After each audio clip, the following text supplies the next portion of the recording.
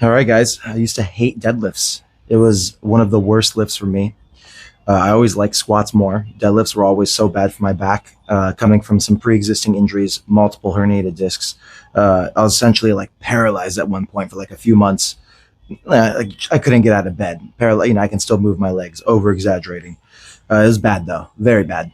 And eventually, I just started doing it more, and my technique got better, and I started getting stronger and stronger, and I was able to overload myself a little bit more here and there, and eventually I built my back to this savage level of beastliness. Let's go over some deadlift cues and some technique cue, everything about deadlifts to just make it better. First things first, when you go in for deadlifts, guys, is your mentality. You have to think that you're like a unstoppable force. Like, instead of thinking that this is an immovable object, you have to be the unstoppable force. So when you go in for something, you're already in your mind picking this bad boy up, already pulling the slack out of the bar, which means you're basically, you hear that little click? I don't know if you can hear it. That click should already be pulled out. So you should already be extending up and already driving the hips in. So that bar should be almost bending in a way. Even if it's a stiff bar, same thing. You should, like a power bar, you still need to pull that little out of it. Step 2 is bracing. We got to brace when we go in. That's just like holding a little air in your belly, like as if you're getting punched, like just a little bit. If you hold too much air, you're going to release it. So you just have a little bit of air around the belly, like an invisible air belt, as they say. And that's going to help protect your back as you go in. Next, your arms need to be fully locked out. A lot of people use their arms too much. It turns into a really shitty deadlift. You're like, oh, I'm strong, I can pick it up. Nah, you're just making the deadlift worse, and you're using your back with it, because now you have to go down lower ever so slightly instead of fully extending your arms. So your triceps should be essentially flexed, guys. Your arms should be locked out here. There shouldn't be any elbow flexion, no bending of the elbows. They should just be locked out, triceps flexed. So when I go down with that bracing, pulling the slack out, long arms. Next step is driving the hips in. This is for sumo or conventional. Notice how I picked up the bar by driving the hips in. I barely raised the core up here. I drove the hips in, and the core will raise up at the same time.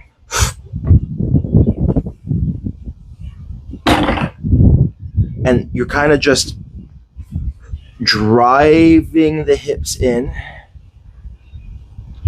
And same thing with your sumo, guys, except you're hinging less. Instead of a hip hinge, you're knee hinging. I just finished a deadlift session, so I'm exhausted. Excuse me, guys. And now I'm knee hinging, so I'm going to be on top of the bar more, keeping the hips as close as I can. Same thing, guys.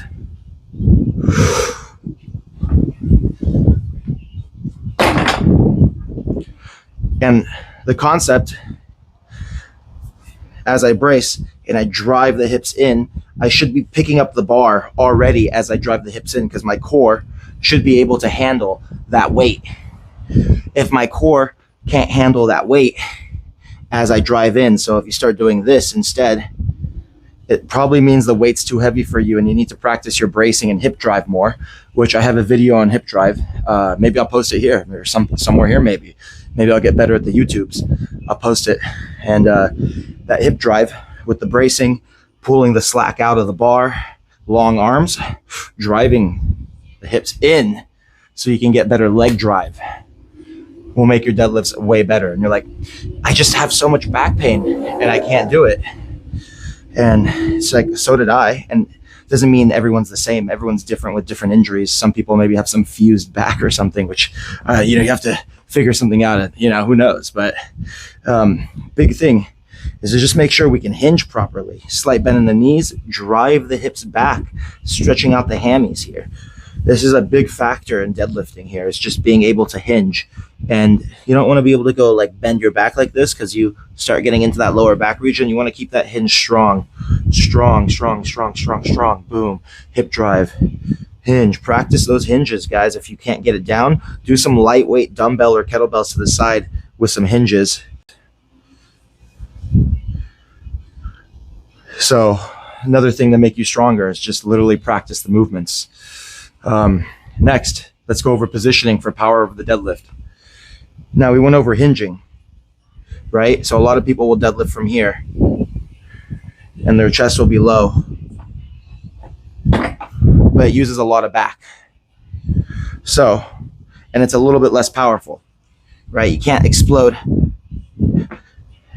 as much from that deep hinge. So a more powerful position would be just to drive the hips and get the booty a little bit lower, so you can almost get stuck in this position where you almost can jump from here. You're almost more powerful. You're still hinged out. You're not fully hinged. You're just bringing that hip a little bit closer. So now I can kind of drive that hip in better compared to having it out here. Again, you're gonna be like right in there. And again, you're gonna feel it because you're able to jump and be more explosive from this position. So that will also make your deadlift more powerful, depending on, you have to, everyone has different limb lengths and everything. So again, it's going to be a little bit different. Sumo, hinging is going to be your worst enemy. So in sumo, we want to be as upright as possible, essentially. What we don't want to do is hinge. Hinging is the worst enemy when you're doing sumo. So when I see stuff that's like sumo RDLs, like unless it's really lightweight, you're just asking for trouble. So to be safe in the most powerful position, you want to have the hips as close as possible to that bar. So if my hips are this far away, the line is aligned into my back more. If I'm more upright with the hips closer, now it's aligned closer to that powerful area. Instead of going up here, that line is now aligned going almost into my dick, right? But for you, everyone else, it's gonna be a little different, but it's going right into that area. So you're gonna get right on top of it, drive the hips in. And now, again, you're right on top of the bar.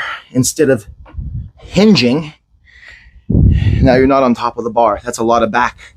So alignment is everything too. And that's the same thing from conventional, because again, that deep hinge, that bar is aligned up here. When you hinge a little bit less, that bar is now coming through here a little bit lower. Your legs will get cleared as you pass by. So it'll clear your knees, obviously, but the alignment would be closer to that lower part of your body, which again uses less back, and you're going to be more explosive.